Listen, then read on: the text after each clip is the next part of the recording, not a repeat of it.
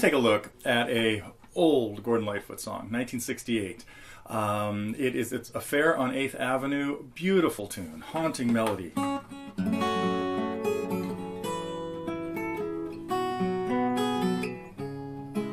In this lesson we won't get to an instrumental version of it. That may come along a little bit later if there's enough interest.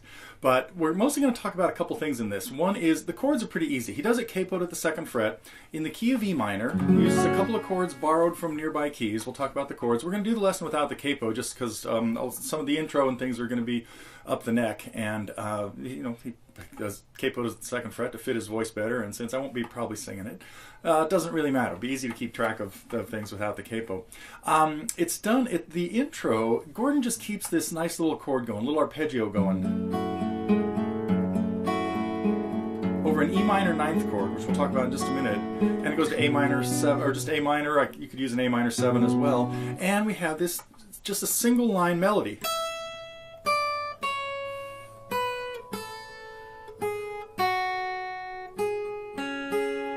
But you just heard me incorporate those two things together. We'll do a nice little homogenized finger picking pattern that keeps the arpeggio going and keeps it in there. And we'll take a look at a little variation to another way to play the intro that would sound something more like this.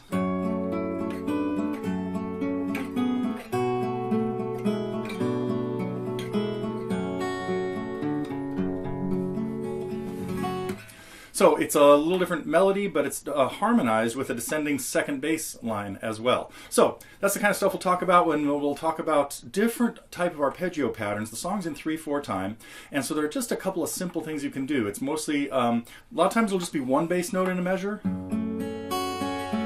or 2 bass notes in a measure,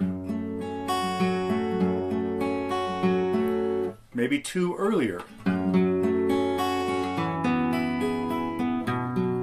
So anyway, we'll talk a little bit about arpeggios, but this is going to be kind of a make it up as you go. Don't worry about playing it exactly the same way every time. So we'll take a look at the chords, we'll talk about arpeggios, and we'll do a pretty little extensive, some big detail on ideas for the intro.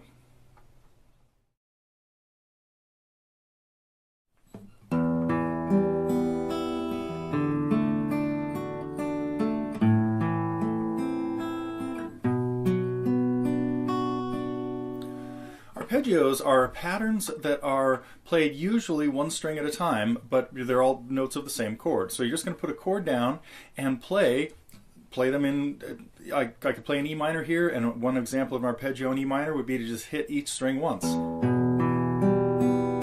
Now, Affair on 8th Avenue is in 3/4 time, and we're going to keep the arpeggios moving at the speed of 8th notes, which means we'll play 6 notes in each measure, or up to 6 notes. We may leave some out every once in a while. And the one thing we want to hear as a constant is on the first beat, we need to hear the root of the chord as the bass note. So the first thing you're going to play, I'm playing an E minor chord right now. You're going to keep your thumb's going to play the 6th string, the 5th, and the 4th. And then your 3 fingers will play your first finger on the 3rd string, your 2nd finger on the 2nd string, and your ring finger on the 1st string. Normally, your thumb would only play 2 of these 3 strings on a chord. So if the 6th string if the root of the chord is on the 6th string, like it would be for E minor, F, and G, your thumb's going to start on the 6th, and if it plays another note, it would be the 4th. You're not going to usually use the 5th as an alternate bass note when the 6th string when the root's on the 6th. If the root's on the 5th string, like for an A minor chord, or B minor, or C, we're going to start with that, and then the 2nd thumb, if we use it, would be on the 4th string as well.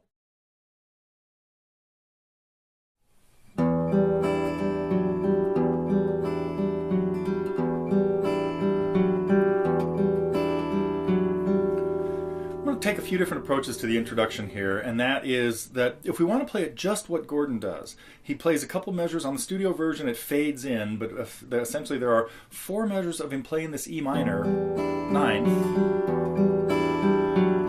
and then the lead starts. And the lead actually starts up here on a D, and you can see if you take a look at the tablature that I have, the 3rd measure it's really just 2 melody notes in each measure, D to C to B to A, G, F sharp, E, F sharp, and then a B to a D. I'm sorry, a B to an F sharp.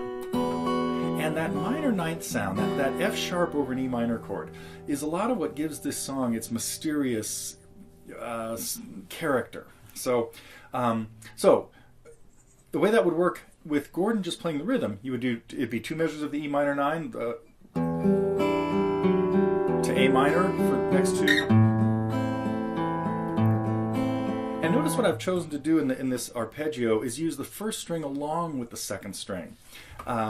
You barely hear that on the original recording, but it's nice to hear the clash of the D and the E together, and then we hear another clash with a G and an F sharp.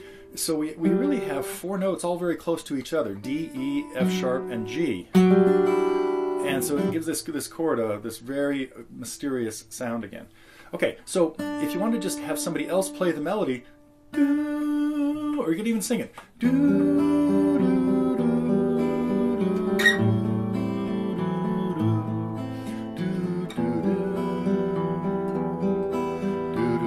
And then we'd be off into the verse. Okay, now, intro 1 that I have in there does the best job, or maybe not the best, but it does a pretty good job of incorporating the two parts together, but we do have to reach for a few notes up and down the neck. So what I do is 2 measures of the E minor 9, and then coming up to the D at the 10th fret, and one of the really main notes we need to keep hearing here is this F sharp on the 3rd beat. So in this measure, since we're way up here, we can get the F sharp on the 9th fret of the A string and pinch it with the C on the 8th fret of the E string. And now I can let go of it and get the second F sharp on the 4th string at the 5th fret. At the 4th string on the 4th fret. There we go.